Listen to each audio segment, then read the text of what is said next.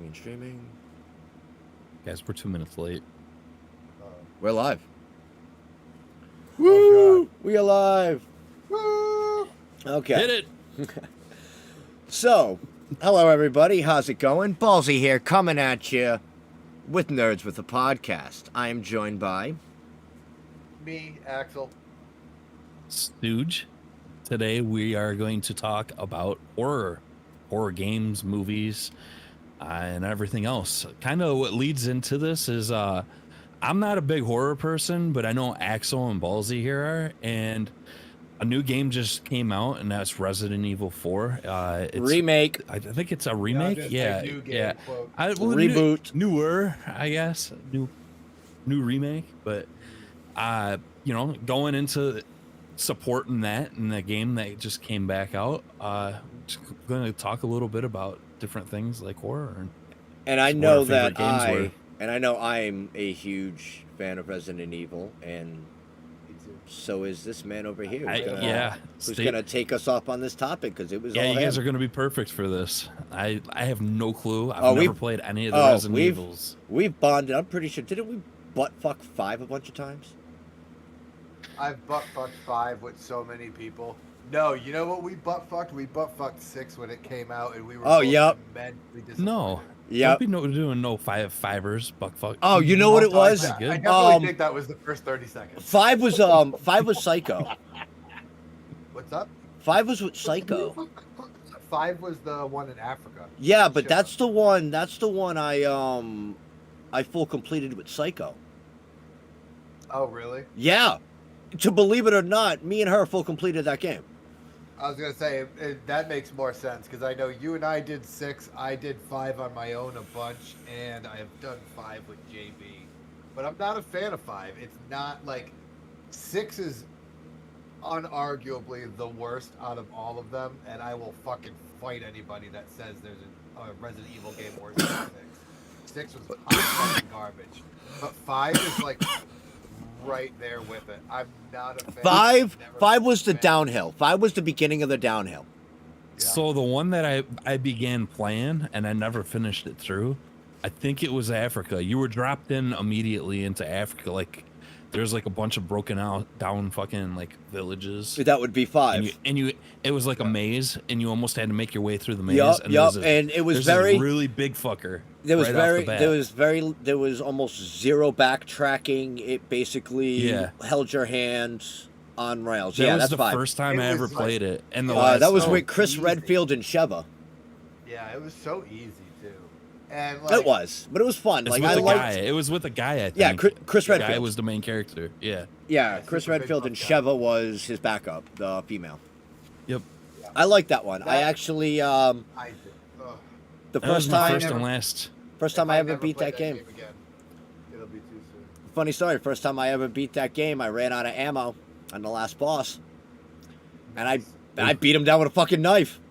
I was just telling Stooge about this because in one of my very many playthroughs of the original Resident Evil 4, I got to the U3 boss, and I was completely fucking out of ammo in that playthrough, and it took me like an hour and a half to just keep running around the fucking mountain that was in the middle of the arena and just chipping at him with a fucking knife. Took me an hour and a half and no damage on my part. I didn't take any damage, but just chick, chick, chick. Then you run around and chick. I think I took a little bit Oh. of damage, but I didn't die because like I still chipped away at him with the knife, but it was all trying to find the patterns and find the rhythm. And Yeah, yeah. once I had him locked down, it's just everything was timed. It's Yep. like I used that mountain in the middle of the fucking arena, and I just kept fucking running them in circles around. oh, at the end boss fight, of 5, there was nothing. Yeah, it was Wesker. It was in the volcano, and you're on that small fucking platform at the end, like so. But he was very predictable in his moveset, so. Oh, yeah. It was like I said, it was easy. My favorites of the series, it was always a tie between 3 and 4. I personally, it's an unpopular opinion, but I really liked Nemesis. I thought Nemesis was a fucking great game. 4 was awesome because they stepped away from zombies to a certain degree while still kind of incorporating them via the Plagas. Like the Plagas was like that, Yep. like that fungus in real life that like zombifies ants and shit. It was like a different strain of the virus. Yeah. And I really liked that they were like getting away from their roots, but not making it go like crazy. 4 was That's what perfect. 5 was 4 about. 5 was about the Ouroboros. Yeah, And that just was so fucking far in another direction because like they couldn't even stick with the Plagas. They had to create another new thing one game later, and it was just like you could have expounded on the whole Plagas thing a little bit more. Like that would have been cool too. well, now technically, if you think about it, this isn't the first time they've experimented with True. trying something new. Because okay, now for my favorite, it's 2 hands down. Yeah, that's what everybody says. 2 is One- great, don't get me wrong. 1 will always hold a lot of pull on my heart just because that's the first one I ever played. I remember borrowing that game from That's why 3 this is kid great. Scott. From this kid Scott. I used to go to school with. I became friends with him rather quickly. Big nerd like us. And he'd been ranting and raving about the game and he'd beat it, and you know, I kind of asked him to borrow it. I'm like, can I play? Can I borrow it from you? Back when kids did that kind of thing. You know, and he was like, sure. So like, I set up my sister's PlayStation. I just beat the hell out of that thing. Like I was That just game so. scared the hell out of me. Oh my god, dude! I would jump so much, but I couldn't stop playing. It was the first time I ever played a game like that, and it's just like, oh, I fell in love. I will always remember the kid that lived in the apartment downstairs from me when I was growing up. He had a PlayStation before I did, and he had his like older brother or something like that had Resident Evil 1, and we were like, we're gonna fucking do this. We're gonna play it. And all of the lights in his whole fucking house were off, and we fucking turned the lights off in his room and just sat in front of the fucking glow of the TV. And we were like, you know, every time you die, you swap the controllers because that's what you did in single player games. All right. I got a big question. But I'm gonna let you continue real quick, and this is what's gonna run it off. We're walking through the fucking hallway, and it's the hallway where the dogs jump through the fucking glass window. Oh, that got me every time. Every fucking time. Gets you every single time. It's the first time you see the dogs. It was the first time we were playing through the game. So we're walking through the hallway, the dogs jump through the glass, we both jump out of our fucking skins, and coincidentally enough, as if written in the stars, they had one of those big 1990s, like 3-foot speakers that were hooked up to the fucking house radio, with the big screens on the front of them for dampeners. My dad had 2 of those. Yep, he had like 2 or 3 or 2 in a subwoofer, but they had the big fucking screens on it that you could remove to clean the speaker. Yeah. And I guess his dad didn't put the locks on it because right after the fucking dogs jumped through the glass and we both jumped, that fucking screen decided to slap the ground in the pitch black. So wow, fucking loud. nice. And I did not play another Resident Evil game for at least a year. That was the last time I saw Resident Evil for a while. It scared the shit out of me. Okay. I fell in love. So I know Stooge isn't really talking. He's not a big fan of horror, but this is a good way we can all merge with this. Scared, So you brought up a really good solid question. Now, we obviously were all adults from our early mid-30s to 40. And we played the old school consoles. We've always been gamers, right? Stooge? Yes. You've always been a gamer? Yes. Since you were a kid? Yes. Okay, so now here's the question. Now everybody either had friends over to play or you went to other friends' house. Now I know in my situation, going to the friend's house all varied the system. Because I had friends who had different systems.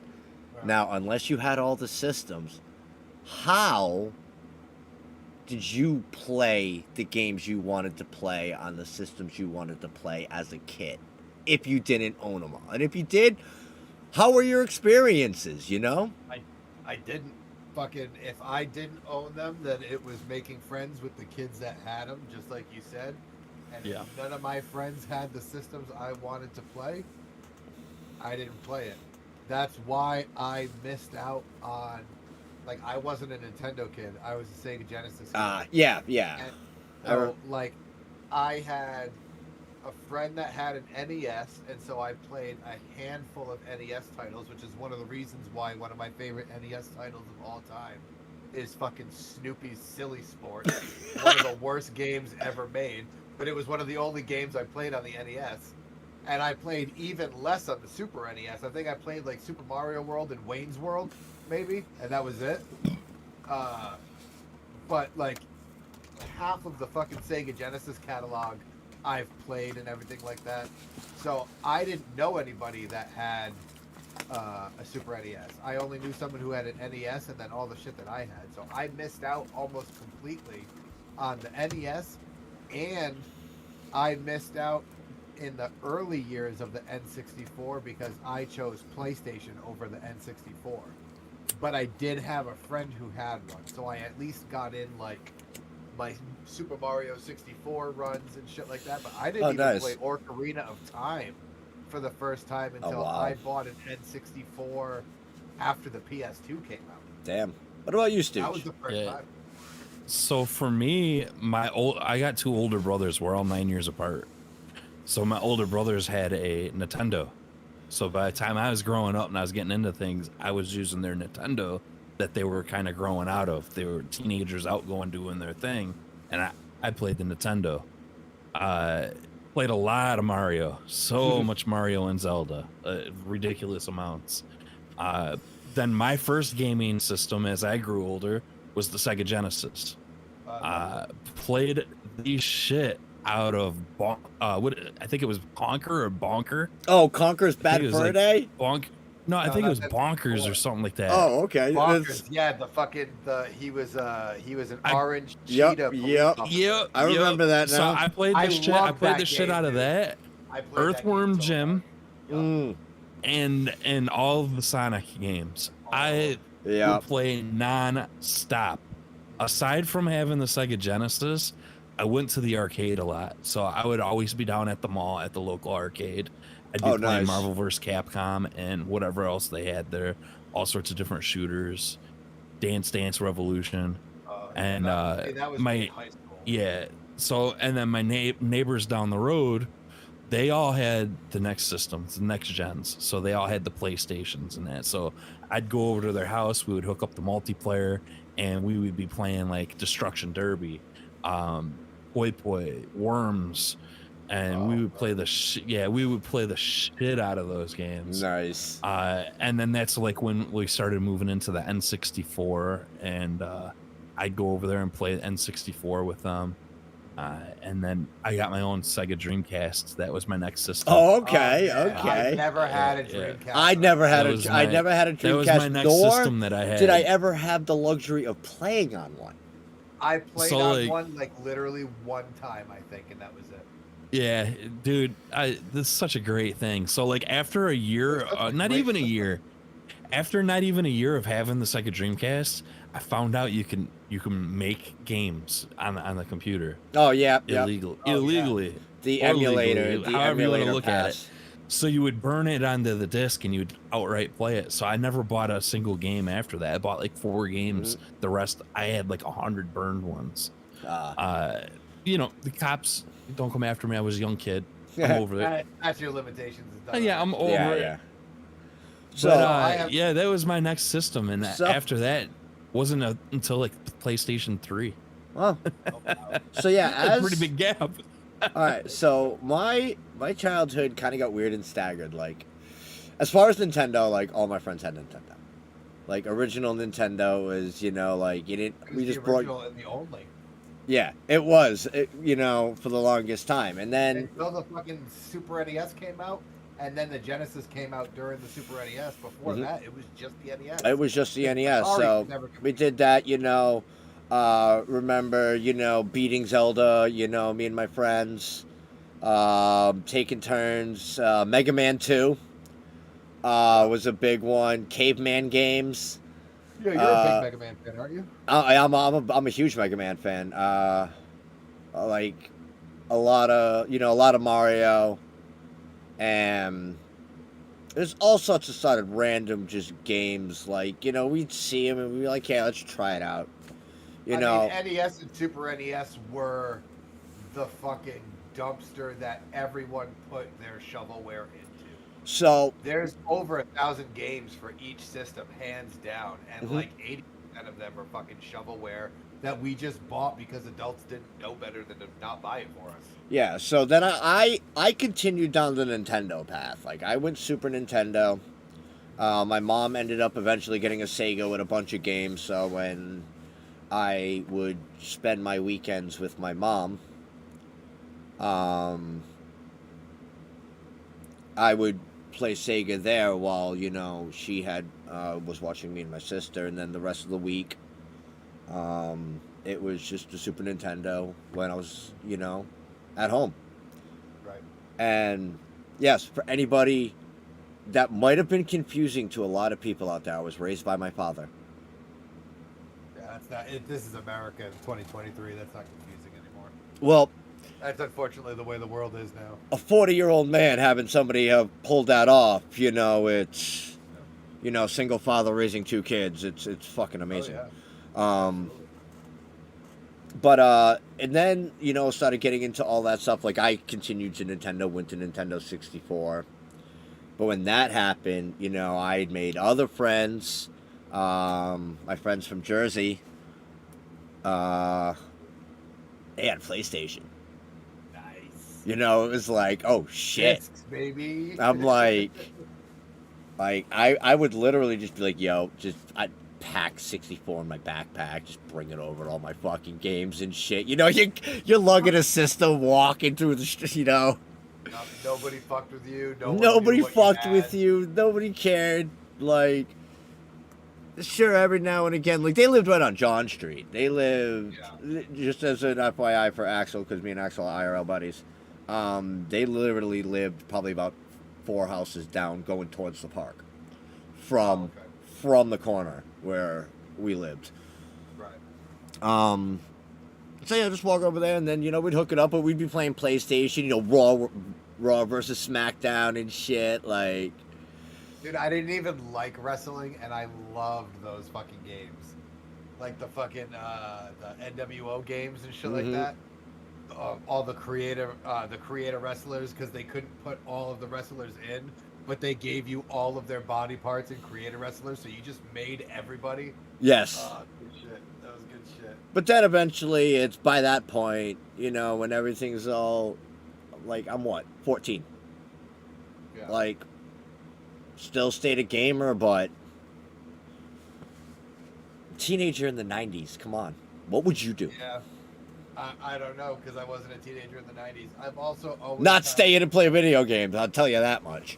See, even when I was a teenager, for as much as I was going out and playing, as much as I was going out and hanging out with my friends and shit like that, I always had a next gen system or the current gen system. I always had games on the side that I was playing, like all throughout my teenage years. I split it like 50-50. I was out with my friends, and if I wasn't out with my friends, I was playing video games inside. Oh yeah, but that's because like I wasn't the type of teenager where like I was going out drinking or smoking or anything like that. Like I didn't do any of that stuff until I was in my 20s. Well, so while that occupies most teenage years for most people, I substituted it with fucking loneliness. See, for me, 15, 16 got real dicey real quick. Because I ended up moving out. Yep. Like, I was living on my own at 16. Yep. Oh, I remember. And when you really get rid of those boundaries, a 16-year-old goes fucking with a car and a driver's license. Yep. They go ape shit. Oh, yeah.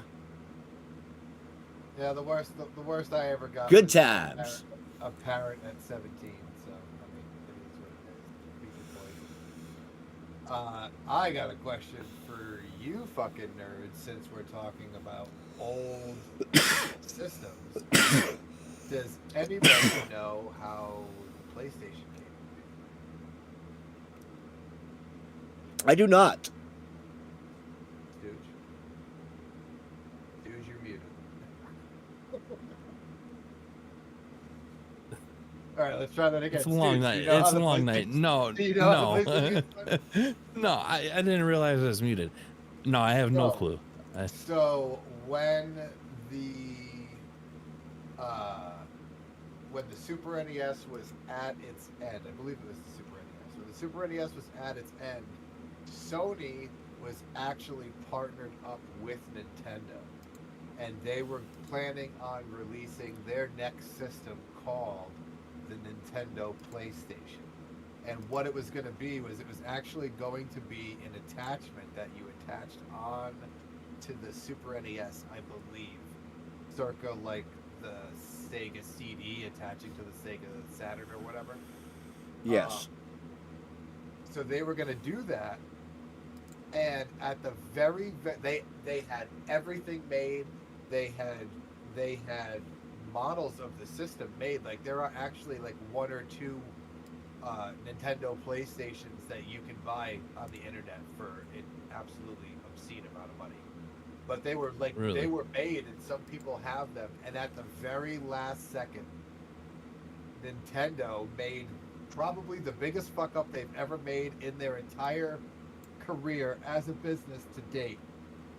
And at the very, very last second, they separated from Sony, told Sony to go fuck themselves, and they partnered up with CDI instead and fucking did the CDI system alongside the N64 and decided to stick with cartridges. Oh And- shit. And Sony said, fuck me. No. Fuck you. We've already got this entire fucking thing made. It's essentially its own system in one. We were just attaching it to yours. We'll just change a few things. We'll make it its entire own system rather than an attachment. And we'll completely skip the 64-bit era and go right into full 3D gaming on discs instead of sticking on cartridge. Oh and no shit. That decision that Nintendo made officially sealed Sony as the best video game console makers of all time. Because That's insane. PlayStation has been the #1 selling home console system since the PS2. Oh no shit. And it was all because Nintendo was like, fuck you guys, CDI and Laserdisc is the future. Nope. Laserdisc. Motherfucking discs this goddamn big. And they're like, that shit's the future, dog. That is pretty wild. In a country that fucking prefers everything to be as tiny as humanly possible, the fact that they thought that big ass shit was the way of the future is mind blowing. I know, right? But yeah, man, that's how Nintendo sealed their fate. Huh. So I got since we're talking about older gen systems and stuff. This very quickly got off and the we bar. and well, it's gonna take us back. Okay. What was your first horror games that you guys played? Like, what do you remember? What game it was, or what system? Like, really drew you in, and were like, "Wow, this is really good." I mean, It would've me had to- being a real old school gamer, like, you gotta talk about the cheesy little horror games on the NES. like like- Poltergeist on Sega Genesis. Friday the 13th. Okay. That would be one of them. Like, in their own way, that 2D side-scrolling friggin' still fucking gets you, you know? Yeah. There was so many of them. Like Axel was saying earlier, it's just there's never been So much stuff over a there. shortage of games to play for the NES. Like, Yeah, or the SNES. if it came out in any form, they made a game about it. Movies, like any movie basically was given a game. Yep. Back to the Future, which was a garbage fucking game. Dude, most of them were. Most of them were. Ghostbusters was Okay. actually good. At Ghostbusters, yeah. Ghostbusters was fucking terrible. E.T. It was so I had terrible, it E.T.. was E.T. good. was fucking terrible. And Even then, Ghostbusters you know, 2 was good. Yeah, we're gonna take it back pretty far to the old NES days. It was it was Gilligan's Island. It was a That was your game first for horror Gilligan's game? Island. I believe it. It was either an NES or it was fucking Atari. And it was Gilligan's Island. It was the funnest fucking That game in the sounds world. like an 'Cause NES game. Dude, I remember playing as Gilligan and jumping over sand pits and going through mazes. That Dude, just sounds like so fun. That just sounds like Pitfall wrapped in a Gilligan's Island Yep. skin. Oh, It really was. It really was. It was great. If I had to, Fucking loved if it. I really, Not horror, but I mean, it was great. I mean, if I had to sit down and really pick my first like true, like horror game that was designed to be actually scary and not, it didn't just come off as like hokey. Like Poltergeist was supposed to be a scary horror-based game for the Genesis, and it was a cool game and everything, but it was really hokey. My first truly scary game was probably the first when I was trading back and forth with that kid for Resident Evil on the PlayStation. It was either that Resident Evil experience or the first. I can also tell you the first scary game I ever purchased for myself, and the first one I ever played all the way through and beat was Resident Evil 3 Nemesis, which is why it's tied for first place on my list of favorite Resident Evil games. Oh, Nemesis But was it- definitely good. I was so looking forward to the remake because the Resident Evil 2 remake was absolutely fucking like one of the best games ever made. And they dropped the ball a little bit on the Nemesis remake. It was still good, but it didn't hold a candle to 2. 4 is already blowing 2 out of the water. I'm fucking so in love with the remake for 4. It's so fucking good. But yeah, my first horror game, if I really think about it, I truly do think it was a Resident Evil game, which would be why that fucking series is so high up on my list, despite some shitty games sometimes. And they've had their fair share of shitty games. Is he dead? Did he die? Who, I think his Stooge? internet dropped. Yeah, I think his internet dropped. Did he freeze? He might have. Oh, guys, technical difficulties. We Oh. might have lost Stooge Curly. He's Up still in his- he's still showing in the call. Yeah, that's bizarre. Oh no, there he goes. That's okay. He'll be back on in a couple of minutes. We can Yeah, keep going. he's been having internet problems, so That's okay. it's gonna what was your- happen. So what would you say your first like 3? Let's go 3D because there was so much to choose from on retro systems like the NES and Super NES. What was your first 3D horror game experience? Oh, so Do this from my phone. Your internet crashed, dude. yeah, I've been having issues all night. That's all right. You didn't miss much. nah. Go ahead, Baltic. So say it didn't really get 3D till about Nintendo 64. Right, yeah. N64, PS1. Yep. So It's tough. I want to say it was probably Resident Evil. Right, like it'd have to be Resident Evil or Silent Hill. I feel like those are the Yeah. the two series that were doing it. It was. It I was forget one of those about Only two. one. I've watched a lot of people play Silent Hill. That was creepy as fuck. Oh my God, Silent Hill! I loved. I was just. It was such a good game for all Oh, the dude. right reasons. It was Kojima. I love Metal Gear Solid, but Silent Hill was Kojima at his absolute peak. It was Yeah. like complete just mayhem.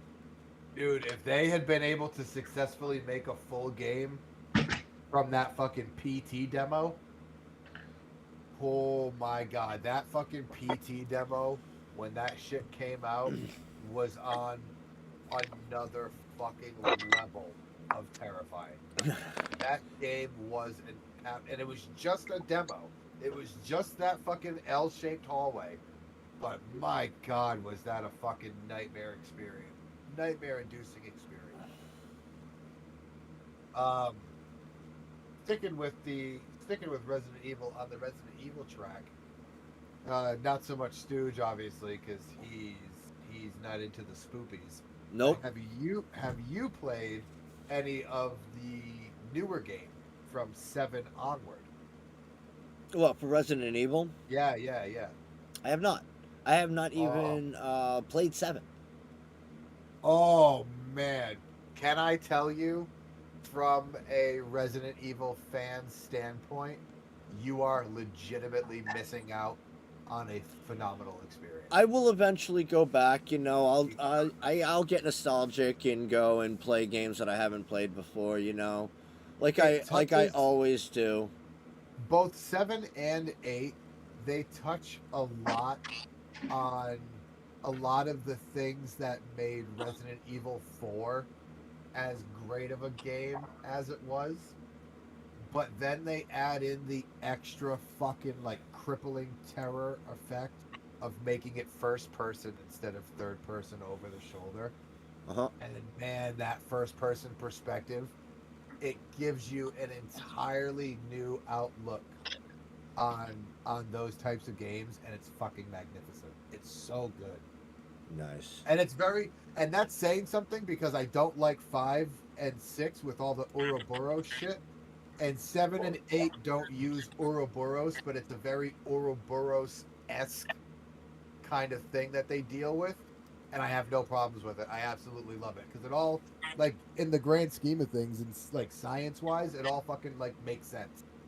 Why a lot of that shit would be like that? Absolutely, chef's kiss. Fucking Kiss. I'm afraid of dolls. I have a big fear of like dolls and shit like that. And there was an entire section of Resident Evil 8 that took place in a house that was floor to ceiling dolls in a fucking horror movie setting. And it was the best part of the game, and also single-handedly my biggest nightmare. Like, it was probably some of the scaredest I've ever been playing a game, and it was fucking fantastic. I loved every second of it. There ain't no fucking way. Oh, dude, it was so... my asshole was so fucking tight, I could have turned coal into a diamond while I was playing that. It was a nightmare. So good, though. Nice. Highly, highly recommend as a fan. Boys, I don't know what the internet down here, but you know. That's okay. We're giving everybody a tour. I listen. I'm drunk and the internet's out. I got me. It's a recipe for disaster. We're all good, man. We got this. All right, keep going, boys. This is interesting. I'm trying to think of other scary movies, other scary games that I've played that have really made an impact on me. Oh, you know what made a fucking impact on me? The first Outlast game. Oh, okay. I don't think I've ever seen gameplay of that. Oh, That- I've like played a Mass both of Effect? them. I've played and beat both of them. Is that like a Mass Effect style? No. All right. The Outlast series, I don't know. Ballsy might have an easier time than I. The Outlast series is kind of hard to describe, I feel, because it's a lot of different things, all of which are terrifying. Really? Yeah. Like the entire game is first person. The only light that you have in darkness is night vision through a handheld like 1990s video camcorder that runs on AA batteries that you have to find. You're walking around a fucking like old decrepit mental institution full of psychotic murderous mutants. Like, What the fuck? And it takes a little bit from like the Amnesia side of horror as well, where you don't attack. There's no way to attack any enemies that are fucking with you. You have to run and hide, which puts my heart rate into my asshole in Oh, yeah. every fucking game that has that. Like it makes me feel physically ill. It causes me so much stress. I love Yes, it. Outlast, it follows a journalist who is Right. investigating a story at a mental institution. And, oh, hell, just apparently Oh my broke God. fucking loose. Oh And my like you said, God. you're completely defenseless. You know, Just a camcorder. the camcorder is your best friend. Or that's it. And It's your basically worst- your and only your source worst of light enemy. because it's got night vision. Yeah, there's no flashlight, nothing. It's that night vision, and if you're out of batteries, your ass is walking around in the dark. It's And dark. there is definitely shit waiting around the corner for you. Yep. Oh, no You need shit. that So, camera to see. like, you're investigating the entire thing inside of this mental institution while you are running from these psychopaths who are trying to kill you. Ducking, dodging, weaving, doing whatever you can, trying to find either obstacles or be able to get into a door and hide into a locker and hope to fuck you are not found. It's It sounds like a game my buddy was talking to me about. it's pure adrenaline, and the jump scare horror type shit you will see 10 out of 10. will make you cringe, and it is highly recommended. It is actually, if you Google top horror games, I guarantee you Yeah. this hits 90% of those lists. I guarantee as well. And then the second one, they took everything that was the first game and somehow managed to dial it up even higher than Oh, the yeah. first game was. And dude, you needed it depends. Oh, You needed yeah. a fucking diaper to play that shit because you were shitting your britches. Really? Shitting It your was britches. intense. It's shit. like it's very similar to, like, there was an Xbox title. I mean, I'm pretty sure it came out for other ones, but I know it came out for Xbox. That's where I played it on. Have you ever played Condemned? I've never played it, but I've heard of it. I've heard of seen it. the box art. It's very similar. You play this like cop or ex-cop or something that ends up getting into, you know, just basically like some sort of, like, he just starts investigating something. He probably shouldn't have seen something. Who knows? I forget now. It's been so long. I mean, you can actually fight in this game, but a lot of what it is you're just ripping like pieces of rebar and pipe off the wall to fucking swing.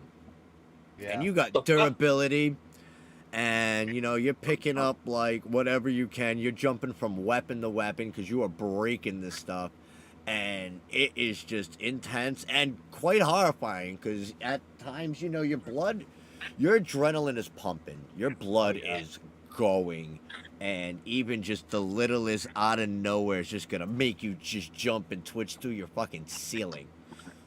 Oh, it's like that game for the GameCube, Eternal Darkness. Oh my god. Yeah. I know Dude, exactly. Sanity's As you Requiem. play as you play the game, your character has an insanity meter, and shit that's going on in the game will lower your insanity meter. Yep. And as your insanity meter gets lower and lower and lower, the game itself Starts fucking with you. No. it'll like Straight threatens to fucking delete, you. it threatens to delete your files. It will like turn your it'll show up like the old school highlighter green volume bar at the bottom of the TV. It'll Yeah. like show the volume getting turned all the way down and then all the way back up. Like the game literally makes you, the player, feel like you are losing your fucking mind the moment that insanity bar starts to drop on the camera. It'll simulate bugs crawling on your screen. Yeah. Um It was one of the most groundbreaking horror games to come out at that time. No other game had ever done that, and no other game has done that since. Yep. Not to that degree. Oh my god, like That's probably one of the =1 GameCube games that people clamor for a fucking sequel for. yo, yeah, It was a absolutely. game, and it was a GameCube game. It was Yep. yeah, of all systems for a game like that to be on, it was a fucking Nintendo system. It was complete mayhem. It's was wild. it was it was like probably 10, 15 years ahead of its time. Oh yeah, That's a absolutely. game with mechanics like that. That's a game that should be coming out in today's age with the current tech that we have to really. Hey, can you imagine doing a horror game with ChatGPT? Oh, We'd be in jeez. trouble. That would be quite the experience. We'd be in trouble. That would be definitely equal parts terrifying and just nonstop ridiculous. Oh yeah, Yeah. absolutely. It would just be crazy. But like, you know, like even in that game, like there have been times I walked into a room and it completely flipped the room upside down. Yeah. And I'm literally walking on the ceiling. Yep. You know what other game did that to a certain degree, but it wasn't scary? Metal Gear Solid 2. As you start getting closer and closer to the end of Metal Gear Solid 2, you start realizing that the people that have been helping you the entire time are actually like AI robots that are being controlled by the bad guys, and they start breaking the fourth wall and talking to you as the player. They're What like, the fuck? yeah, dude, like at one point they're like, didn't you read the seizure warning at the beginning of the game? It's unhealthy to sit in front of a television for this long. You really should just save the game, turn off the PlayStation, and go outside and breathe. And like, I was like, dude, I was a teenager at the time, and I was like screaming for my mom. I was like, the PlayStation's telling me to go outside. What the fuck? Like, it was wild, dude. I had never played anything like that before. I don't think I ever played it all the way through like that. Yeah, it's towards the end of the game only that it starts doing that, but it was some dude. The first time I ever played it, I was like, what the fuck is happening? Because no one, it was like the internet was around, but it wasn't the way it was now. Yeah. And so like no one had told me. I had never heard about that happening at the end of the game. It was just all of a sudden I was playing through it for the first time, no fuss, no muss. And it just started talking to me as a player and telling me to stop being a bum and go outside. And I was like, don't fucking sit here and tell me how to live my life, game. I'll fucking bring you back to the store right now. Get half my money back and buy a fucking pack of condoms and a bottle of soda. Fucking tell me to go outside, god damn it. Oh yeah, Eternal Darkness though, man. Look up when we're all done with the fucking podcast, do yourself the favor and look up just some info on what it was like playing Eternal Darkness on the GameCube. It will blow your mind the kind of shit that this game did. It should be a 2023 game, man, I'm telling you. It was decades ahead of its time. We need a Like- remake. Like Jurassic Park. Jurassic Park was a movie that was decades ahead of its time. Eternal Darkness is a game that was decades ahead of its time. 100%. That's funny. All right, so out of all of the horror games that you guys have played, which one would you like be more excited for a remake? Fuck, you are full of good questions today. God I know. damn it. I don't play horror games, so I got to come up with good questions for you guys. I know my internet sucks, everyone, but here I am. I'm trying. Oh, I'm you're good. trying. The stream doesn't have your beautiful face, but we have it, so that's good enough. Oh, the stream don't have my face? No, No. because you're on a different feed. Ah, Yeah. you sons of bitches. That's okay. Answer Everybody just know that he's very pretty. Answer my So, oh fuck.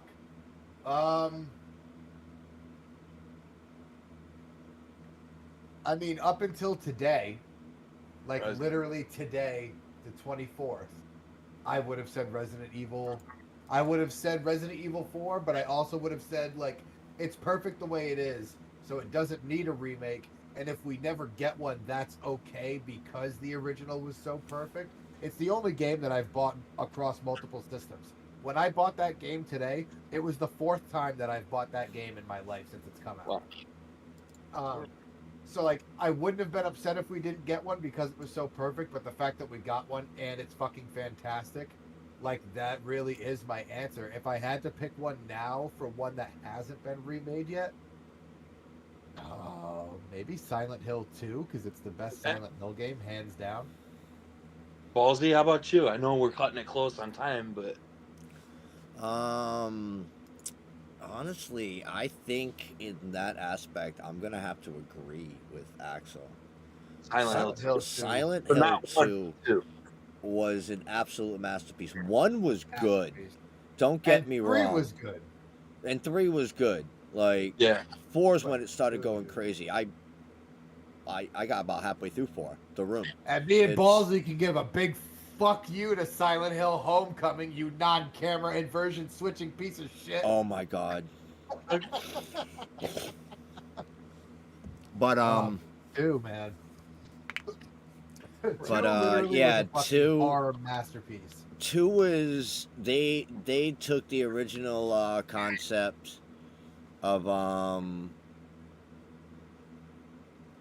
what is it? Everything. That entire game Of the survival first horror. game. It took everything that the first game was, and they brought it to a level that they could have never ever reached again.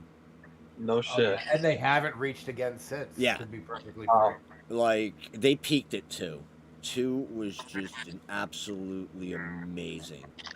I very firmly stand on the ground of the only Silent Hill game that would have ever been competition, even remotely, that would have been competition for knocking Silent Hill 2 off of its first place pedestal, would have been the game that PT was going to turn into. If Yup. they had finished, because that was a Silent Hill remake. Yeah. They were remaking the first game, and they were like, everybody, we just want you to check out and see what we've been working on so far. This is a playable demo for some of the concepts that we're considering to put into the Silent Hill remake. It was just a fucking demo of different concepts they were trying out. And it was one of the scariest things ever made. Oh yeah. It was so good and so scary that there are still PS4s selling on eBay for thousands and thousands of dollars only because they have a playable version of PT still installed because you cannot get it anymore. Yep. Really? Yeah, Yes. Thousands of wild. dollars, and the only reason it's that expensive is because there's a playable version of PT on it. If that demo, which was so perfect, if they had had the opportunity to turn that into the full game that it was destined to be, that would have been the Silent Hill to knock Silent Hill 2 off of its ladder. And it never came to fruition, and Silent Hill reigned supreme. Silent Hill 2 reigned supreme. Mm-hmm. Like it'll never get bumped off because that PT game never got made. Absolutely. You know, That would've and there's been- not going to be much that ever will top like the kind of horror that they've been able to achieve. Yeah, Silent Hill did it better and different than anybody else. Yep, and they paved the way for people just to go above and beyond, and And You then know? fucked it all up with a whole bunch of shitty movies. well, didn't they all? Yeah, that's true too. I But mean, looking at you, Resident Evil series. yes. That's it, yeah. Oh. Oh God, those movies are garbage. I mean, the only thing pleasant about watching those movies is Mila. Yes, Mila is literally the only good portion of those movies. Yeah, only buddy. good reason to watch it. Oh, Yeah, buddy. yeah. Mm, All right, boys, I think we did it. right. Oh, we totally did it. You know, like honestly, this was great. Despite Stooge's fucking internet having a full-on stroke for a second, we did Yeah, I it. know, right? We did it. What was that we were saying last week? Hashtag blames. Always. Always. That's the motto of the fucking Hashtag community, blame baby. Stooge. Look, I'm gonna put that up on listen, the boys, website. that's right. The internet's Yeah, still put that on down, the so I'm gonna website. have to figure out what's going on. So At least you got your PC fixed. At least it's not a PC problem this time. Absolutely. All right, Ballsy, take us out. All right, so we want to thank everybody for listening. It's been a blast. So, hope you all are liking, following wherever you are listening to, whether you're listening on Amazon, Spotify, or even just, watching the YouTube playlist, because we do go live on Friday nights, 10 p.m. Eastern Standard Time. Yeah, and that's the only time that matters. Don't forget to like and subscribe. Stooge's Times Frame is bullshit. It's fake news. Fake Hashtag- news. Hashtag blame Stooge. Hashtag blame Stooge. Hashtag blame Go ahead. Stooge. we should have the fucking the podcast for y'all that don't watch live on YouTube on Fridays. Which, like, what the fuck are you even doing? For those who don't decide to do that, those podcasts go up everywhere you get them. On Whenever Mondays, right? Whenever Whenever Stooge can Stooge get decides around to put 'em to it. Listen, we're caught up. All right, this one will be put up this weekend on Sunday. It goes up on Sunday. Anything you can watch a podcast or listen to a podcast on. You got Amazon. You got So you're gonna get a flood Spotify, of we've podcasts. got Yes. Apple. We have all of Google. them. You know. Make sure Got it. everybody goes and listens to last week's podcast. Not to break an arm jerking ourselves off, but it is Stooge's favorite episode that we have done so far, and I'm pretty partial to it myself. Listen, Make sure you give that shit a I'm listen. definitely jerking myself off to this one. All right? Boys, we did great. Anyway, And Thank right you back all. to That said, fucking everyone gross have a good fuck. night. thank you all for listening. Let's hope you don't have bad images in your head now. Have So, a good day, everybody. Love you. peace out.